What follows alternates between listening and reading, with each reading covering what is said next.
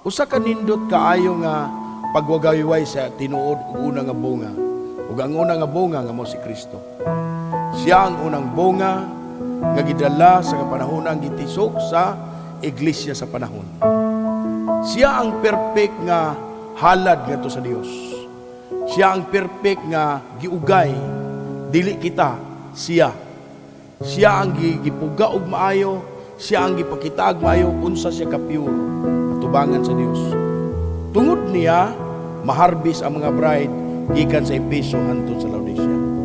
Say, because kung wala si Kristo, walay bride gikan sa unang iglesia hangtod sa katapusang iglesia. Unya kung gipuga man siya, gipuga po ang mensahe sa panahon.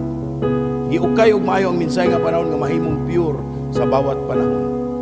O pag-abot sa atong panahon, ang message gipuga og maayo, ipagawas og maayo, kay diha sa message mo po'y kahimtang sa bride. Ug unsay kahimtang sa mensahe, mo po'y kahimtang sa midawat niini. Tungod kay ang mensahe para sa mudawat niini.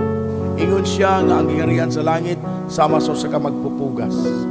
Ug ang gipugas mao ang pulong sa Dios, ug ang pulong sa Dios nagaabot ni adtong mga tawo nga predestinado. Niana nga mga tawo nga nasa iyang kaisipan sa wala pa ang fundamento sa kalibutan, maigsoon nasa kaisipan o katong nasa kaisipan iyang gilitok o katong iyang gilitok na express nga mao nay kahimtang sa tao. Mapalad ang tao nga gipagkatao nga apil siya ni ana nga plano. See? Because dili ang tanang tao na himugso sa kalibutan kabahin sa Dios. Adunay nahimugso nga perversion.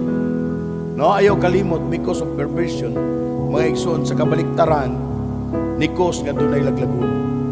Mao na nga diha sa laglagonon, diha sa kabaliktaran, diha magdula ang atong kahimtang kinsa kita atubangan sa Dios. Walay insaktong line up, walay insaktong identification sa atong pagkakita. Kundili ang Dios nagapadala og mensahe sa matag panahon. What is a purpose? Aron kanang mensahiya magapakita sa pinili sa panahon. Say mo na maigsoon nga atong pagpangalagad, dili ordinary nga pagpangalagad. Dili ordinary nga trabaho. No? Doon na tayo dapat natong ampingan. Doon na tayo dapat natong tan-awon. Dili kay muingon ta mga lagad ta na nata sa mensahe we are waiting for the raptures. No. Mali ka na nga akala. Mali ka na nga panghunahuna. Niya ka sa mensahe, gitagaan kag insaktong mensahe, apan kinahanglan imong i-process ang imong kinabuhi diha sa mensahe. No? Kinahanglan ang imong kinabuhi, makit-an ang mensahe sa imong kinabuhi, ug mabuhi ang prophecy nga ikaw ang bride sa panahon.